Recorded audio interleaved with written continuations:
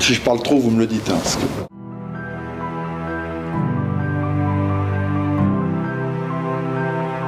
c'est une bonne question. C'est très bizarre. Je suis né à Besançon, pour ceux qui ne le savent pas. Et à Besançon, c'est pas vraiment une terre de rugby. Et ben bizarrement, c'est un pied noir de Besançon qui a harcelé mon père, qui lui est antillais. Tu vois, donc j'avais au départ zéro chance de faire du rugby. Et qui était passionné de rugby, va savoir pourquoi, un pied noir à Besançon. Et il harcelait mon père quand il a vu les gabarits qu'on avait, mon frère et moi, parce que mon frère est encore plus balèze. Il a été en junior ici d'ailleurs, Jean-Philippe. Et à force, à 2-3 ans, à dire faut les mettre au rugby, faut les mettre au rugby.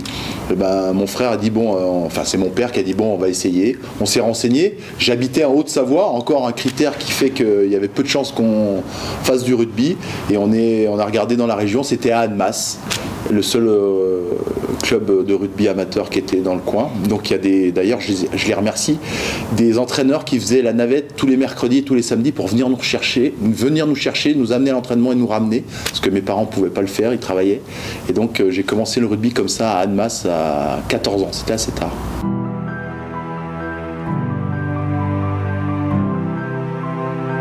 Oui, effectivement. Non, bah ouais. Après, donc je fais Annemasse, je fais 1 an à Annecy pour les études. J'étais en BEP et je fais 1 an à Annecy et après détection, tu sais, j'ai été sélectionné en Rhône-Alpes et mon frère est venu là pris au centre de formation. Moi je voulais faire comme mon grand frère, donc j'ai fait les tests, je t'avoue j'avais pas été super bon et je suis quand même pris au centre de formation et là je m'y suis vraiment mis, quoi.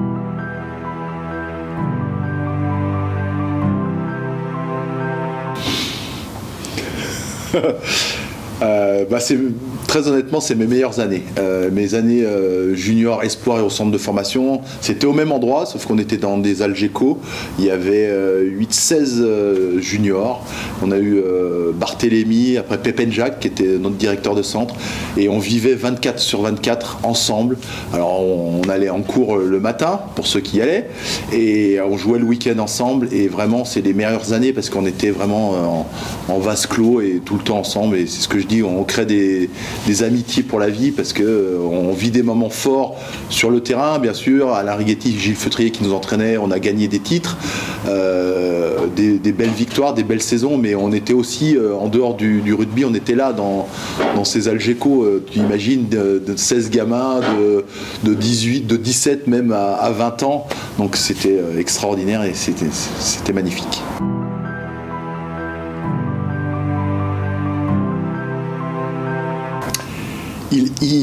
On n'a pas pris de claque de Pépin Jacques, il n'avait pas besoin. Je vais te dire, quand il arrivait et il disait quelque chose, ou juste un regard, et ça suffisait pour qu'on range nos pioles, on était espiègle si tu veux, on a fait des conneries, mais tu vois, pas de grosses conneries, parce que voilà, mais on le respectait parce que il n'y avait pas le choix, c'était Pépin Jacques, mais non, il a gueulé quelques fois parce qu'on le méritait et c'était assez carré.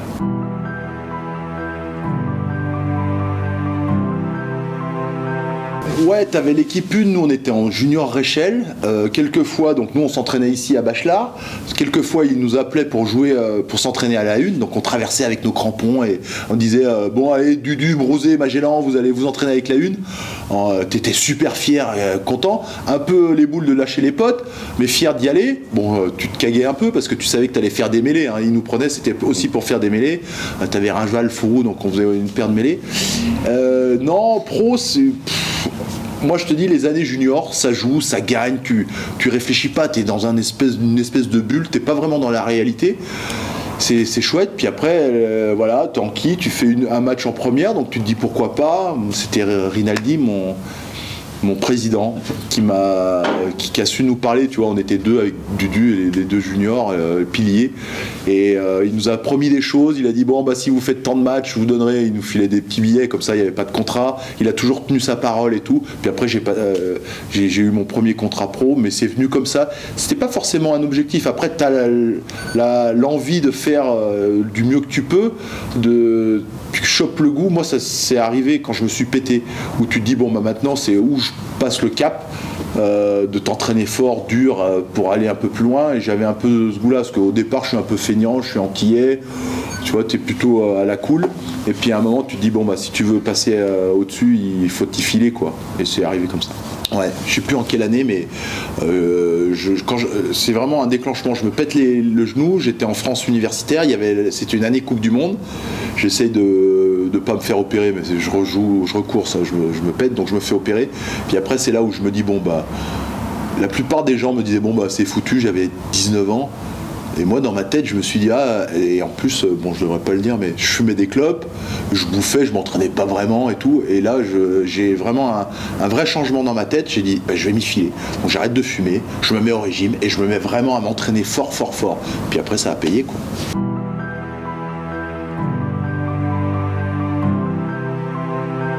Non, mon premier match en une, c'était pas à l'Hédiguerre, faudrait regarder dans les archives, mais c'était un match délocalisé, je crois que c'est à Saint-Égrève, et je me rappelle, alors, je me rappelle vraiment bien, parce que je suis sur le terrain, à un moment je rentre, je dois rentrer les 20 dernières minutes, et c'était contre Nîmes, donc il y avait 2 Vergy à l'époque en équipe de France, et puis moi je me retrouve au milieu du terrain, et je regarde les gens autour de moi, je dis putain, il y a Fabrice Landreau, 2 Vergy, j'avais l'impression d'être dans un rêve, quoi, que c'était pas la réalité, quoi.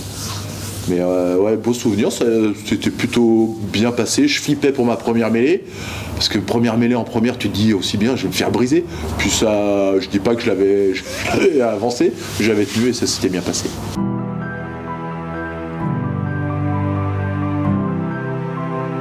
On est bercé dans ça depuis qu'on est petit, du coup non, on n'a pas forcément de pression, mais juste, voilà, on a envie de, c'est un peu l'exemple et un peu c'est la marche à suivre, quoi. Mais bon, après voilà, chacun nos choix et moi je suis moi et après. Voilà, je sais comment faire d'après ce qu'il me raconte et d'après toutes ces anecdotes qu'on connaît, qu'on nous dit au fur et à mesure. Voilà, moi c'est.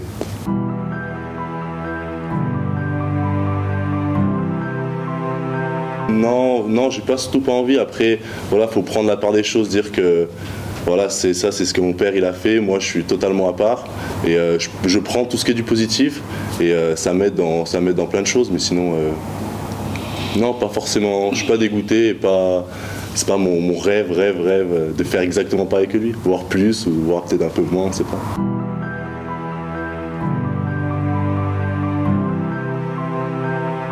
Voilà, je commence dans le même club, après voilà, j'ai commencé à Voiron qui est le club à côté. Donc j'ai fait toutes mes armes à Voiron, je suis rentré ici en moins de 15, moins de 16 exactement. Et non, après c'est sûr c'est le gros club de la région, donc c'est l'objectif et voilà, il y a quand même le berceau, on n'est pas loin de la maison, on connaît un peu du monde du coup.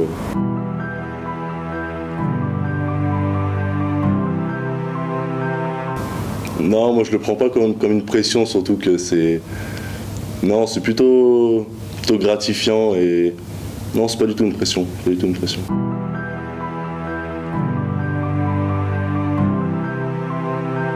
Bah, c'est ce qu'on me dit à mon retour. Après, moi aussi, je le perçois comme ça. C'est sûr qu'un an comme ça, à l'autre bout du monde, donc je suis parti avec un ami à moi, Scott Benegamar, un an au bout du monde, coupé un peu de tout le monde. C'est sûr qu'on change en tant qu'homme et en tant que de jeune à homme. Toutes les années comme ça, c'est vraiment un changement à 20 ans.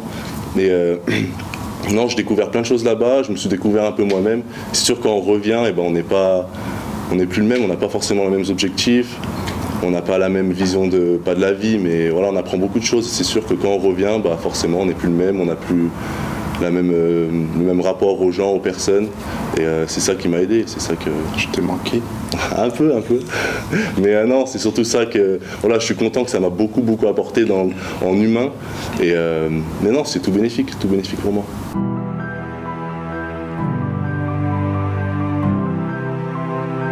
Alors, ce qui s'est passé, c'est que du coup, on arrive à Sydney.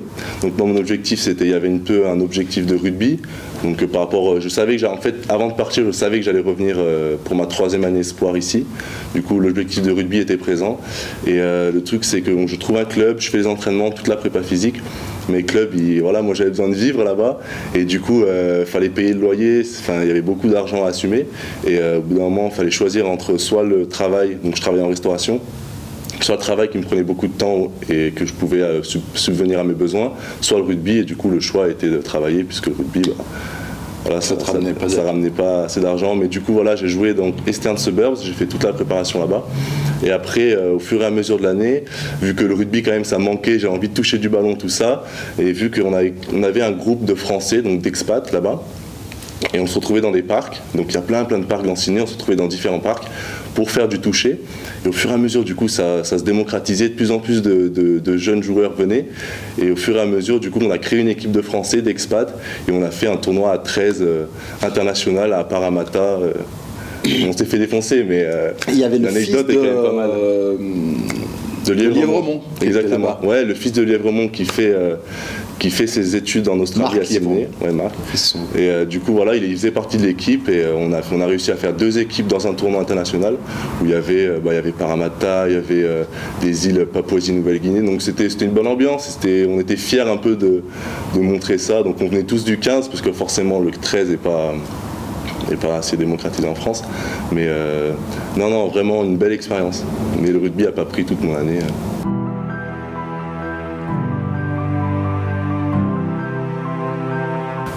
La reprise a été quand même un peu difficile parce que du coup, je me rappelle, j'entre le 18 prépa, j'attaque directement le 22, donc il faut tout remettre en route, toutes les petites habitudes, les entraînements, 4 entraînements par semaine, il faut tout reprendre, mais voilà, au bout d'un moment, on se pose plus de questions. Et non, moi, surtout, j'ai la chance d'être titulaire en 2e ligne. Mais non, je prends pas forcément d'ambition qui suivent. Moi, je prends comme ça, je joue, j'ai envie de jouer, il y a une bonne ambiance.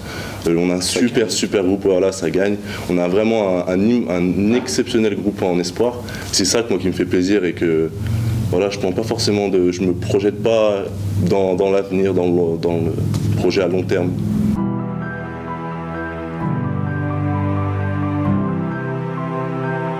Je pense que c'est vraiment cette âme de groupe qu'on se connaît depuis. On vient on a beaucoup de la région. Donc on n'a pas on a Vojta qui vient de Tchécoslovaquie, je crois, je suis pas sûr. Colin Sick qui vient d'Irlande. Mais sinon on est tous dans la région, donc on se connaît tous depuis qu'on est petit. On a fréquenté les mêmes lycées, les mêmes collèges. On s'est retrouvés en moins de 18 quand on fait une superbe saison. Bon, on perd en carton Colomiers, mais voilà, c'est l'année 2099. On est vraiment soudés. C'est ça moi qui me fait rêver et que toute l'équipe elle fait rêver. Alors c'est sûr que quand on voit les personnes comme Corentin, Ange, tout ça qui passent en pro, on est super content pour eux, mais nous on est vraiment là, les jeunes on est vraiment là et on serre les coudes et c'est ça qui est exceptionnel. Quand je dis que les meilleures années juniors, après moi j'ai pas eu une grande carrière comme les Brosés ou quoi en équipe de France, mais les meilleures années, c'est ce que je disais, c'est une bande de copains avec lesquels on vit toute l'année quand on était au centre de formation. Et c'est pareil, sur le papier, il y en a 3-4 qui sont passés pro, je vois Dudu, moi, la Brousse. Après, les autres ne sont pas forcément passés pro, donc il y avait du potentiel, mais c'est vraiment l'amitié entre jeunes qui a fait qu'on se dépassait, on se surpassait, et c'est des amitiés, quand je dis pour la vie, c'est vrai. Et ce qui vit là, moi c'est pour ça que ça me file les frissons quand je vais le voir jouer, ou parce que je me projette, c'est peut-être un peu con, je fais le vieux con, mais je lui dis profite, parce que c'est les meilleures années. Après, quoi qu'il fasse, si demain il arrête ou qu'il continue et tout, et même si tu en parles avec Olivier Brosé, il me dit mais moi les années juniors c'est les meilleures années. Pourtant c'est un mec qui a fait 3 Coupes du Monde, qui a 72 sélections en équipe de France, et là où ce qu'il raconte, on se connaît depuis tout petit, on a vécu ensemble, on est en groupe, comme quoi le rugby c'est ça qui est beau, c'est que techniquement sur la feuille tu peux être un peu moins bon, mais c'est un sport où l'amitié, moi parfois je parle d'amour, et ça te fait te surpasser et tu as besoin de ton copain et tu as envie de te bouger pour l'autre. C'est pour ça quand les coachs ont dit il a mis lui, ouais mais lui dans le vestiaire il va faire peut-être que d'autres vont se surpasser parce qu'il amène quelque chose, il est peut-être moins bon, il a peut-être moins une belle passe, il va peut-être moins vite, mais il va t'amener quelque chose et tu auras envie de te bouger pour, et tous ces choses font que c'est un sport magnifique. J'en ai des frissons, j'aime ce sport. Ouais.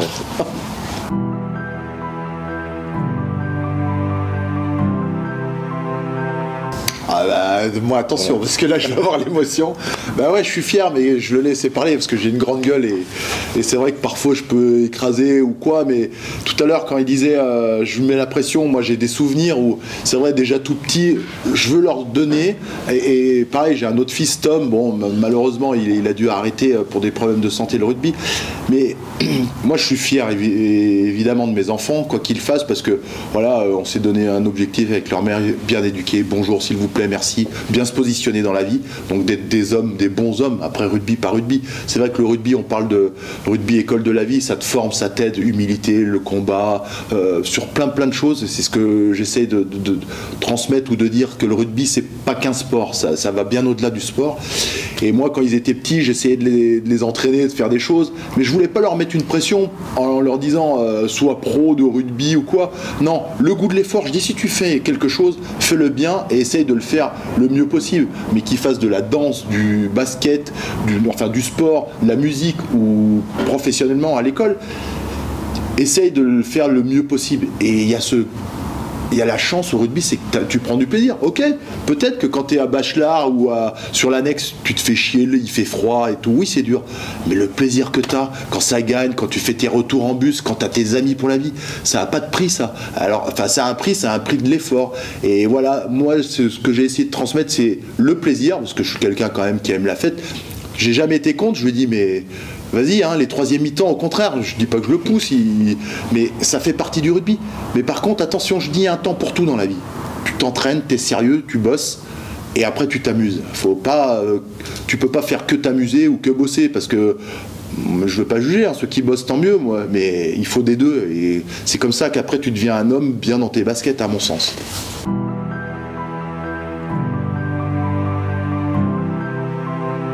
Ouais. Après, ça perpétue, je sais pas, faudra demander aux autres. Je crois qu'il est pas mal. Hein, mais après, voilà, on fait ce qu'on peut. Et non, c'est sûr que c'est super important. C'est là où vraiment, où pas les premières bringues de début d'année, c'est là où vraiment on soude l'équipe. Parce que c'est sûr que les entraînements, tout ça, voilà, on est là, on rigole aux entraînements, c'est sûr. Après, il y a des moments plus sérieux que d'autres. Mais c'est dans la fête et pas forcément les troisième mi-temps qu'on imagine. Mais c'est dans la fête. Et quand on se voit après le rugby, on va boire un café, on va manger ensemble, que là, on parle. Et on soude vraiment l'équipe à ces moments-là. Puis envie d'être ensemble. Quand tu as envie d'être ensemble, je dis pas ce qui manque aux pros, mais tout le monde, on recherche tout ça. Hein. Tu regardes dans toutes les équipes, c'est quand tu as envie d'être avec tes autres potes en dehors qu'il n'y a rien de prévu. Tu as envie d'être avec ton pote, c'est là que c'est gagné. C'est là que tu vas faire plus, parce que quand tu vas être sur le terrain. Alors maintenant, on est pro, on va à l'entraînement comme on va au boulot, puis dès que c'est fini, tu rentres vite chez toi, tu retrouves ta femme et tes enfants, et c'est très bien. Hein. Mais quand tu as envie d'être avec tes enfants, avec tes potes, et ben c'est là où ça fait une différence.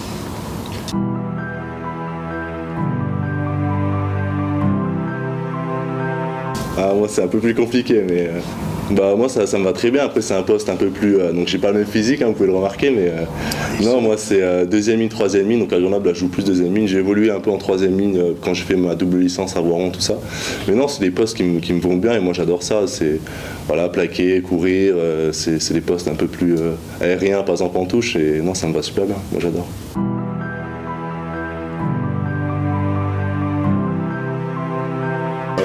Non, mais alors je suis les espoirs, et c'est vrai que quand il y a une fiche et tout, je relais, je fais mon boulot. Alors oui, évidemment, je suis fier, et encore, il me tape sur les doigts. J'ai interdiction de mettre sa tête sur les réseaux sociaux. Au début, je comprenais pas, et on en a parlé, on s'est engueulé, et c'est vrai, c'est sa vie, c'est sa vie. Moi, c'est mon fils, donc comme si j'avais un droit sur lui, et maintenant c'est un homme, et je respecte son intimité, tout ça, et ça, je l'ai bien compris, donc je respecte. Mais c'est vrai que si je m'écoute, je le prends toutes les 2 secondes en photo, et je le mets sur Instagram, sur Twitter, mon fils avec des cœurs, parce que je suis comme ça, je suis très sensible, et je me retiens, Ouais, il en fait plus que moi maintenant, donc c'est ça, au début, le truc c'est qu'il sait pas faire, il n'est pas de la génération réseau, donc au fur et à mesure, je lui apprends comment faire, et sur le long terme, peut-être que ça ira bien. Alors au début, j'avais pas Instagram, ouais, Twitter, c'est le truc de vieux, gna. Instagram. J'ai pris Instagram, je suis Instagram, alors j'ai pas assez Snapchat, mais je crois que je suis interdit. J'ai interdit de le suivre sur Instagram. Non, t'as un compte privé. T'as un compte privé, je peux pas. Mais je mets rien sur Instagram, moi je suis pas réseau, donc c'est ça où il y a le paradoxe de...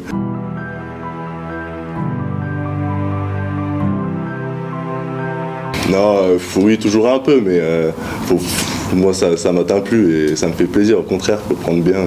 Il n'y a pas non plus à chambrer C'est comme ça. Hein. Quand tu l'emmènes ici, il te demande de te garer à l'angle pour faire. Ah, mais comme à l'école, papa, tu me laisses au bout. Non, non, mais après, je comprends. Remarqué, donc il aime ça. Donc. Non, c'est pas que j'aime ça, c'est que bon, je suis un peu grande gueule, c'est vrai, mais j'ai toujours été comme ça. Après, voilà, le peu de notoriété que j'ai, le fait d'être à Canal+ ou quoi, j'ai pas envie que ça le dérange et tout, et on en a discuté. Mais après, c'est vrai que quand je viens là, je connais les mecs, Lionel Anselmo, j'ai envie de sortir ma connerie comme je fais. Et parfois, je me retiens, je me dis, Romain, sois un petit peu discret. Donc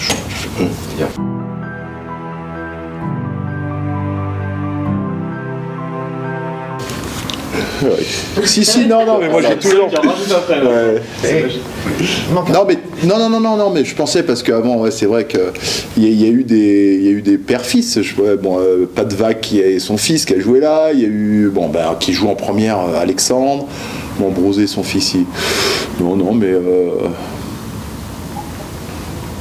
Non, moi je suis juste super fier et super content d'être dans ce club et on verra ce qui devient, le petit. On verra bien.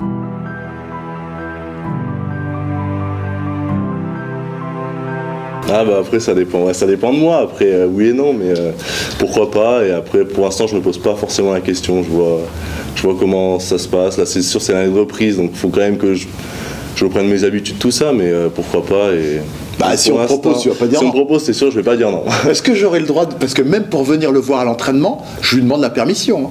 Hein. Là, oui, faut. Si tu fais une feuille remplaçant en première.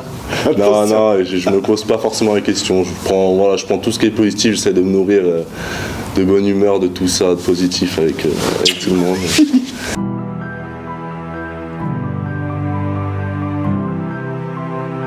5-6 du groupe Espoir qui sont non centre de formation et non Espoir Pro, et c'est sûr ça en début de saison comme ça c'est toujours motivant, c'est ça qui est bien pour les espoirs comme nous qui s'entraînent tout le temps, qui s'espoirent, qui font tout le temps des feuilles, je pense à Zach, je pense à Arthur, Christiane qui sont vachement impliqués dans le groupe. C'est toujours gratifiant de savoir qu'on nous regarde, savoir qu'on est là et qu'on n'est pas là pour rien.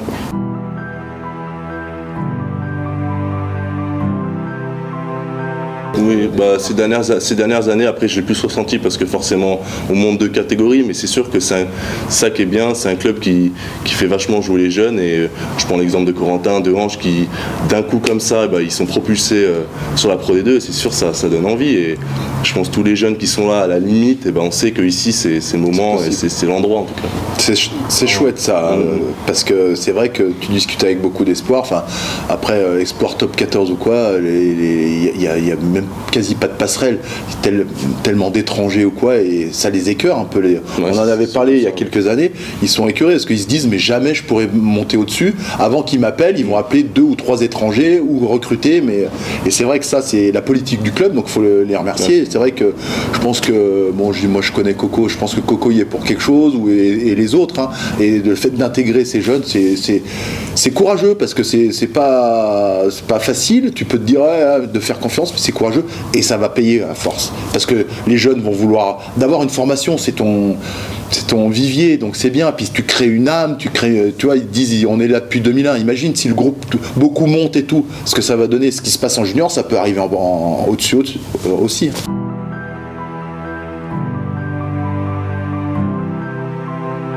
Mais carrément. De toute façon, c'est quoi le rugby aujourd'hui? Soit tu as un président qui est gavé d'oseille, il achète la terre entière, mais il faut avoir une âme. Qu'est-ce qui fait gagner aujourd'hui? Je prends l'exemple, Castres, quand ils ont gagné sur le papier, alors oui, ils étaient forts et tout, mais heureusement qu'il y a ça, et c'est ça qui est bon à voir. Toulouse, l'année dernière, c'est pareil.